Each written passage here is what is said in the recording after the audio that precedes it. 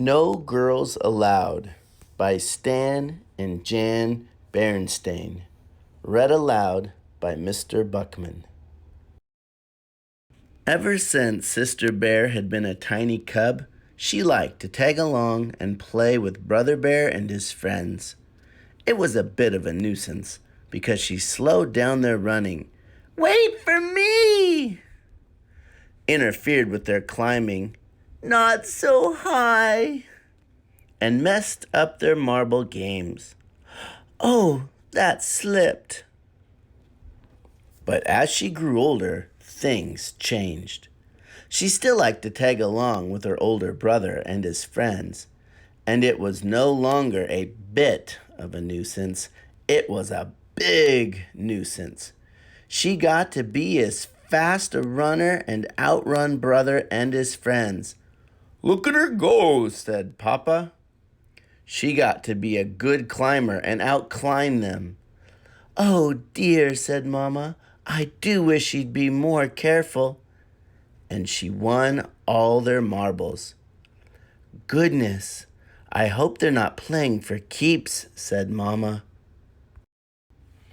"It certainly is good to see sister and brother and their friends playing so nicely together," said Papa.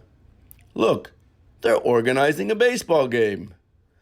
"Yes," said Mama, "but it does worry me just a little that Sister is the only girl in the group."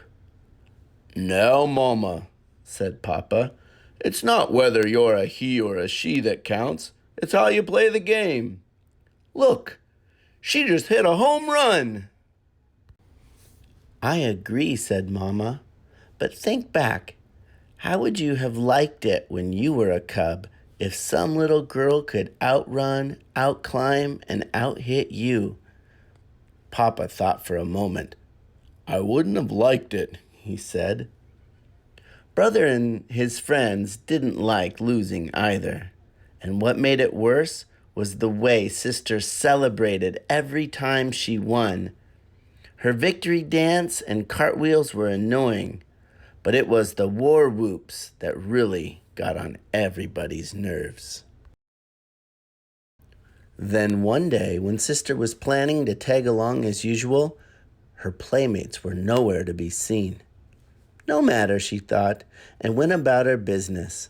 She picked wildflowers for Mama and jump rope with some butterflies.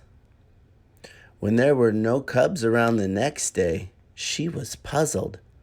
But there was plenty to do. She had a tea party for her dolls and read some books. But on the third day, she began to wonder what was going on. "Where are those cubs?" she said aloud. They weren't in the old climbing tree. They weren't playing marbles. The boys were in their clubhouse. They had a sign that said, "Bear Country Boys Club. No girls allowed." As Sister stood there, trying to think what to do next, there was a creaking sound. The bridge was a drawbridge, and they were cranking it up. She was heartbroken. "It's not fair," she wailed as she ran home from the thicket. "You're absolutely right," roared Papa. "It isn't fair.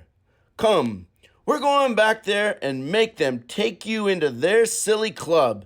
And if they don't, I'm going to tear that clubhouse limb from limb." But Mama stopped them.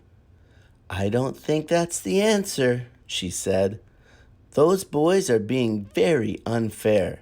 Sometimes boys act that way. So do girls. But whoever does it is wrong. The important thing is not whether you're a boy or girl, but the sort of person you are. And be that as it may, you can't make cubs want to play with you." "No," said Sister. "But you can tear them limb from limb. Come on, Papa." "Wouldn't it be a better idea," suggested Mama, "for you to form your own club and build a secret clubhouse of your own?" "Could I?" said Sister. "This old climbing tree might be a good spot for it," said Papa, "and I'll help." Terrific, said Sister. The first thing we'll need is a big sign that says, "No boys allowed." No, said Mama. The first thing you need for a club is members. That part turned out to be easy. News of the No Girls Allowed Club traveled fast, and there were quite a few other sisters who didn't like the idea of being left out. They had a lot of good ideas. Lizzie made a rope ladder that they could wind up when they didn't want visitors. Ellen brought a spyglass for keeping watch. And Marcia had the best idea of all, a tin can phone system. With Papa Bear's help, they built a very fine clubhouse high up in the old climbing tree. Now for that sign, said Sister. Those boys were just being mean because I out-hit them and won all their marbles. They're bad losers. I suppose that's true, agreed Mama. But you know, there's such a thing as a bad winner too. Somebody who makes a bit braggy show every time she wins. Sister Bear knew exactly who Mama was talking about. But it still isn't fair, Sister said. Well, said Mama, I think we could work things out. But first, we have to celebrate the opening of this very special clubhouse with some very special refreshments. Barbecued honeycomb and salmon. Now, if there's anything Cubs are crazy about, it's barbecued honeycomb and salmon. Girls' clubs and boys' clubs. So Papa loaded up the barbecue. The yummy smells reached into the thicket and floated right under the noses of the members of the Bear Country Boys Club, who followed their noses back to where the members of the Bear Country Girls Club were just pulling up their rope ladder. Something sure smells good, said Brother, speaking into the phone.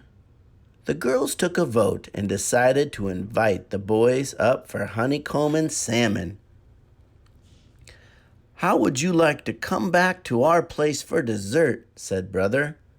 Our berry crop is ripe for picking. Love to, said Sister. And while the whole gang headed for Frog Pond, Brother ran ahead and quickly changed the clubhouse sign to say, Bear Country Boys Club, Girls Welcome. The berries were delicious.